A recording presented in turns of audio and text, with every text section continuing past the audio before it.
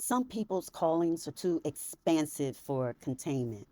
Empaths, truth tellers, healers, mystics, seers, prophets, those who feel deeply and those who discern deeply, those who can basically hear from God without needing middlemen.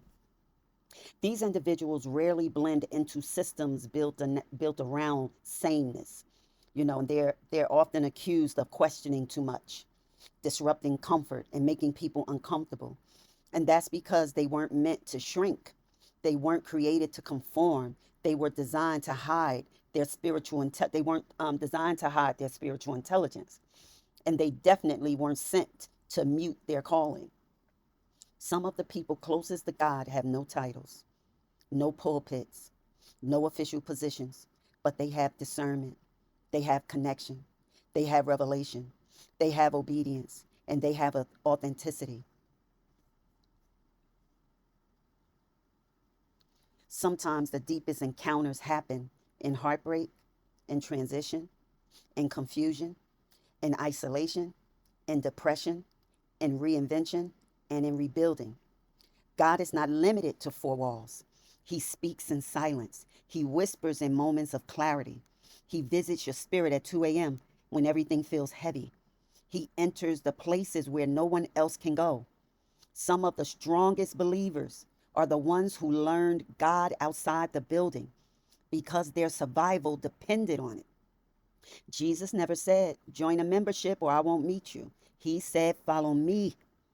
That is intimate, direct, and personal. There is nothing wrong with attending an institution, a church, a mosque, a temple, or wherever you meet, because it can be healing, supportive, and beautiful. But it is not God. It is not the requirement, and it is not the doorway. It is one option. The relationship is the foundation. Everything else is optional. And you know why some people grow more outside religion? Because outside the noise, the pressure, the expectation, they can finally hear God clearly without performance and judgment and comparison and pretending and needing to fit in. Just honesty, spirit, truth, and God. Some people will never find God in church because their calling requires a wilderness. Growth requires isolation. Truth requires separation. And identity requires quiet spaces. And in this, what I just spoke is not saying that you separate from the church, but it's saying that once you have that foundation with God, there's going to be a time where you have to go through the wilderness, meaning that you will attend church because of it, whether it's tradition, routine, it's healing, it's therapeutic, and you're learning or not, but you're going to need to spend more time alone outside of it.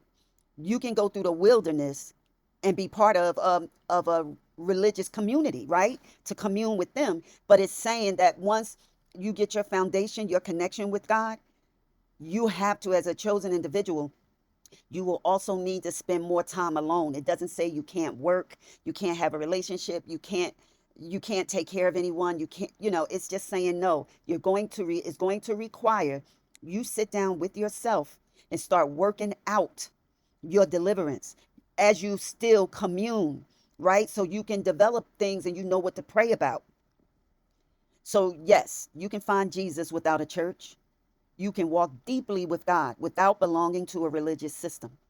And you can be spiritual without being institutional, because God never been limited to buildings. His presence doesn't need man-made approval, and his voice doesn't need religious permission. His connection isn't bound to ceremony. Judgment comes from people, and freedom comes from God. And real spirituality is the path where your soul and God walk together without interruption. Thank you for visiting my channel. Stay covered, stay conscious, and stay undefeated. I'll see you on the next one. Bye bye.